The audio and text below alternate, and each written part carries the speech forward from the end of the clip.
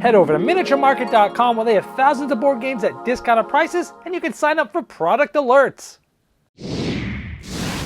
Hello my friends, it's the Game Boy Geek here. Today we're going to go back to building the palace. The one that has the obelisks and the sphinx, the throne, the pedestal, you name it. Today we're taking a look at Cleopatra, the Society of Architects, the new deluxe edition. Now recently I did a comparison of the mechanisms between this new version and the old version. If you haven't seen that yet and you're curious, click the link in the description below. That'll bring you right to that review. But this one I actually finally have a production copy in my hands. Now granted, this is the all-in pledge of premium version with the painted units and everything, so keep that in mind. But I'm going to show you how the game's played. I'm going to first give you a component showcase of what this looks like in all its glory, then show you how to play, then tell you what I think on the final thoughts on the other side.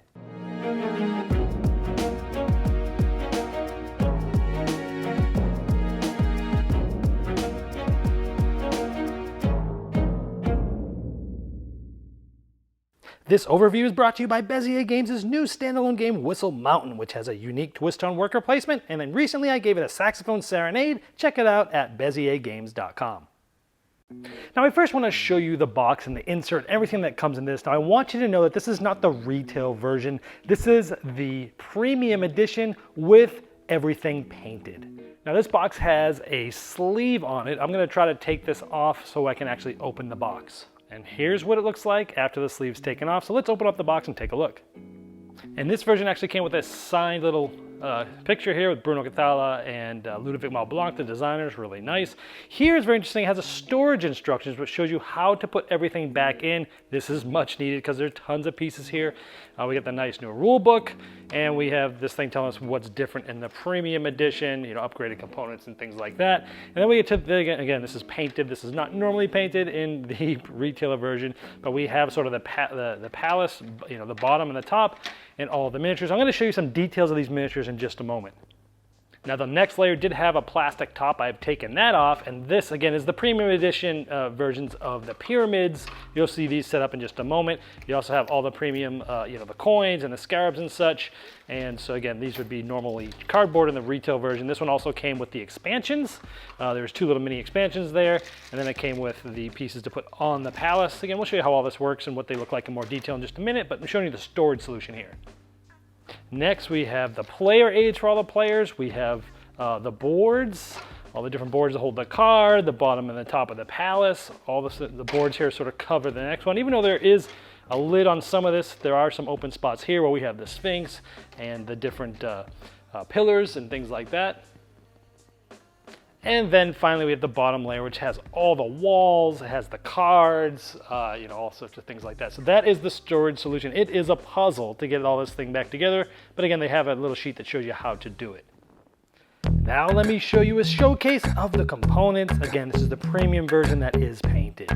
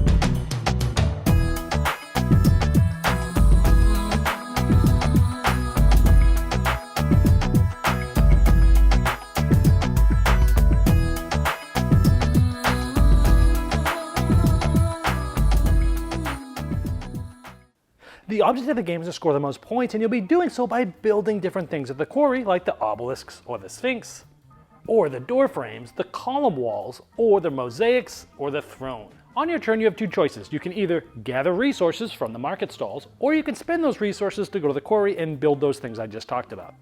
If you're going to gather resources, you pick one of these stalls and you take all the cards from that stall. At the beginning of the game, there's just going to be one of each. Some of them are going to be face down and some of them are face up. In fact, 2/3 of the deck is face up, 1/3 is face down, and they come out the same way. So I don't know what this is. I might want to take it, but let's just say I take the stone, I'll take this.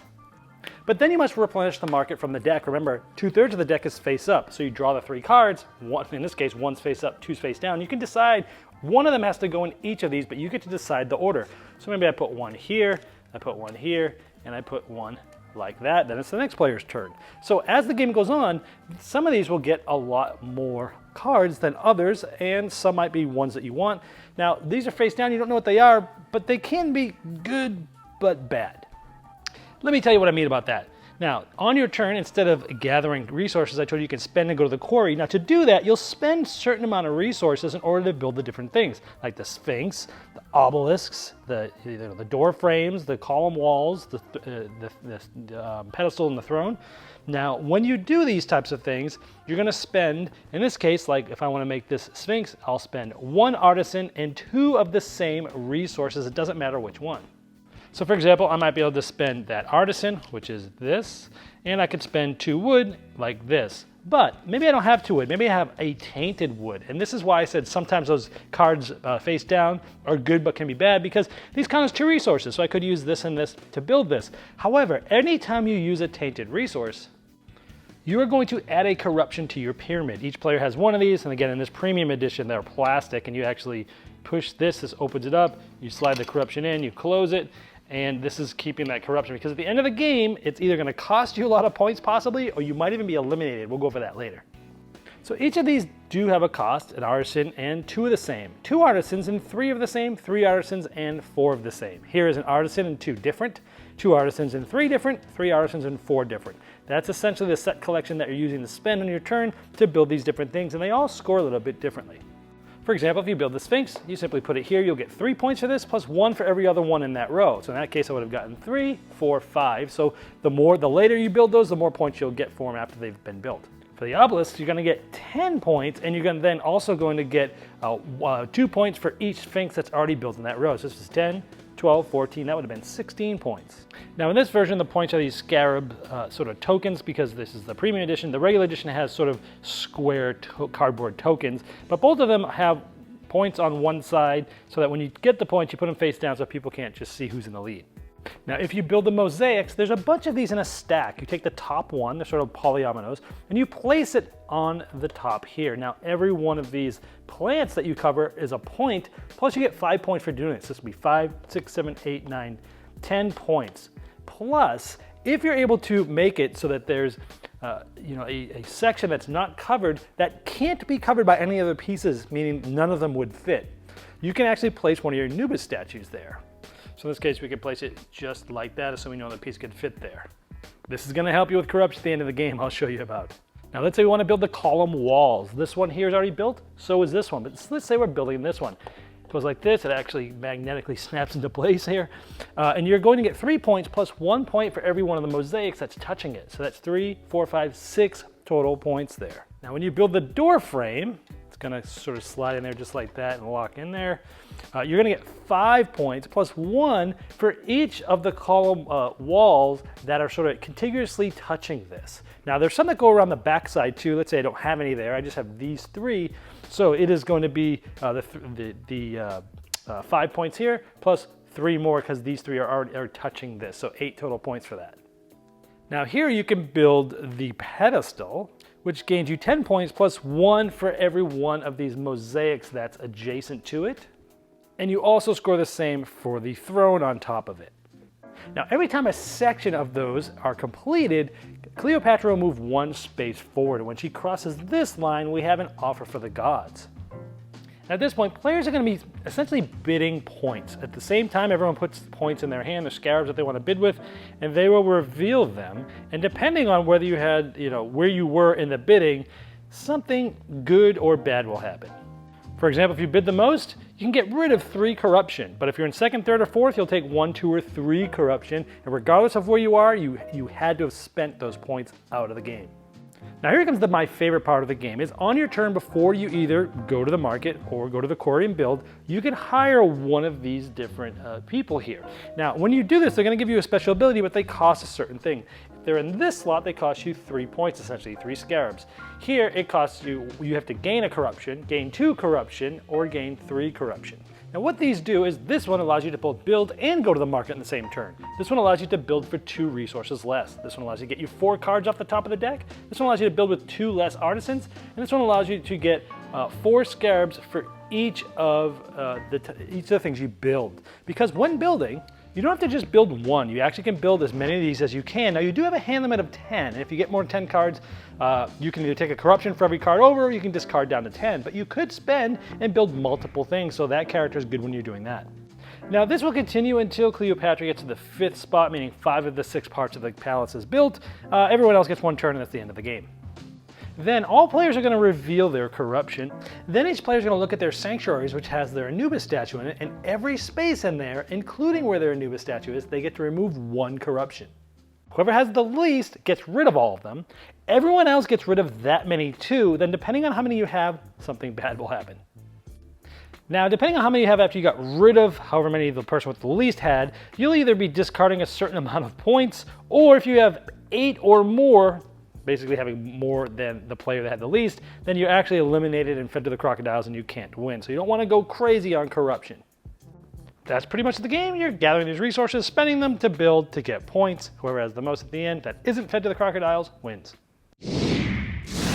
All right, well, there's Cleopatra, the Society of Architects. I want to first let you know that these final thoughts are brought to you by Gray Fox's Games Campaign Trail, which is on Kickstarter right now, and was my strategy game of the year for 2019 for its elegant multi-use card-driven action system. Check it out at grayfoxgames.com.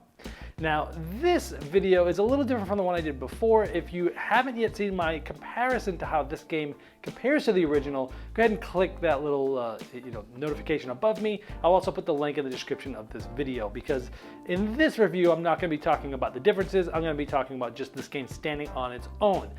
And with that being said, this game has some amazing components and table presence. I was thinking about this today, and I'm looking at all my games, and I don't think I have a better game that when you set it up, if you're trying to attract attention, it probably looks better on the table than any other game I have in my entire collection. It looks that good. Now granted, mine is the premium version with the painted set and such, but even if it wasn't, it's still going to be like, whoa, this thing is amazing. What is this?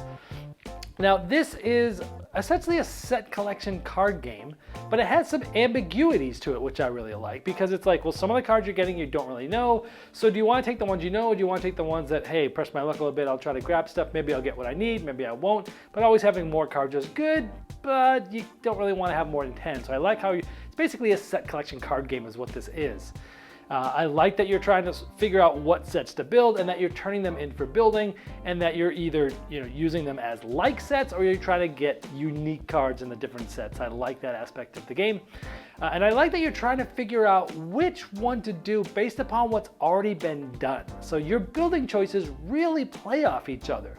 Like, the obelisk get more points after more sphinxes are done in a row. Or the throne scores more with mosaics around it. Like, each of these parts that's being built is interconnected and intertwined with everything else in the game, or at least one other thing in the game. And so you're like, oh, I want to go with this, but if I wait a little longer for this, it'll be worth more points later. I'll let somebody else do that, and then I'll come in afterwards. But maybe I want to do this other thing, but you only have a hand of 10 cards unless you want corruption. So it has this tension of trying to figure out the right time to do the right thing, and I like that. The hiring the characters is my favorite part of the game. It's the part that really brings home this, you can have these big turns where you can create, have multiple things done at the quarry. Like I was just saying, timing things out. You're like, oh, I could hire this person, I could do this and get a ton of points in one big turn. And those big turns are exciting. Even when you watch somebody else do it, it's exciting to watch. Wow, that was a really cool turn. The corruption cards, hey, they're more powerful, but could cause you to lose points or even lose the game immediately, at the end. So it's this, a lot of games use corruption these days, and this game kind of was a throwback to the older games, and this was probably one of the first ones to use it in such a way, and it's been refined here, and I like it.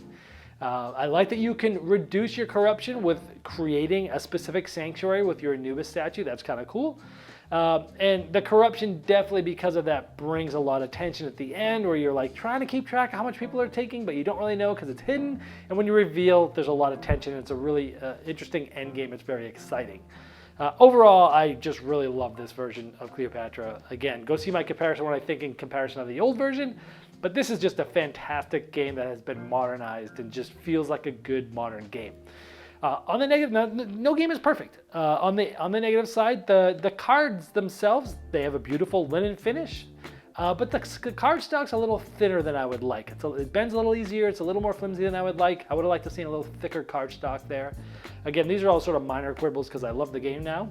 The Sanctuary, when you're trying to figure out if you can place an Anubis statue, it was always a little fiddly, and it still is a little rough around the edges where like, hey, if you can't place any other tile that's possibly in the game that hasn't been used yet, if any of those could fit, you can't place it. And usually it's going to be 4 or less. But sometimes you got to look through the things, oh, could this fit? Could this fit? It's still a little clunky, that aspect. I really wish they'd maybe take the tiles and maybe lay them up in a line or in a circle, kind of like around the board, maybe kind of like how Patchwork does it with its pieces. And so you know which piece is next, you can see what pieces are coming up, and you can also quickly see which pieces could fit or not. I think that would make this a lot nicer, a lot easier, a lot more streamlined, but the game already takes up a lot of the table, so I'm not even sure if that's not possible, but that's a possible solution. And they did include, as I showed you, that beautiful sort of diagram on how you put things back in the box, and it works fantastic.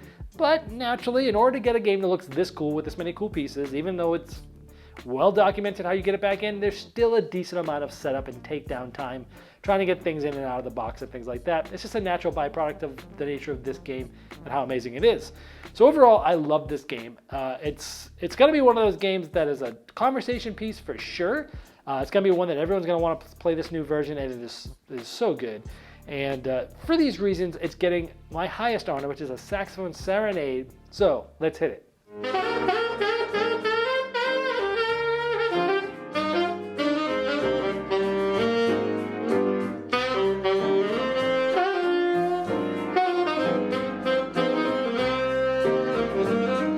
Lucky Duck Games has launched a brand new online shop and are offering you, my viewers, a special discount.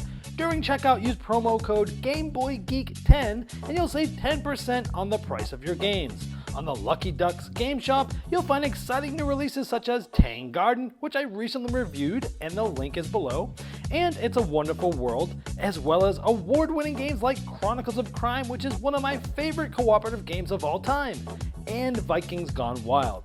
So why not visit LuckyDuckGames.com now and find something new to play?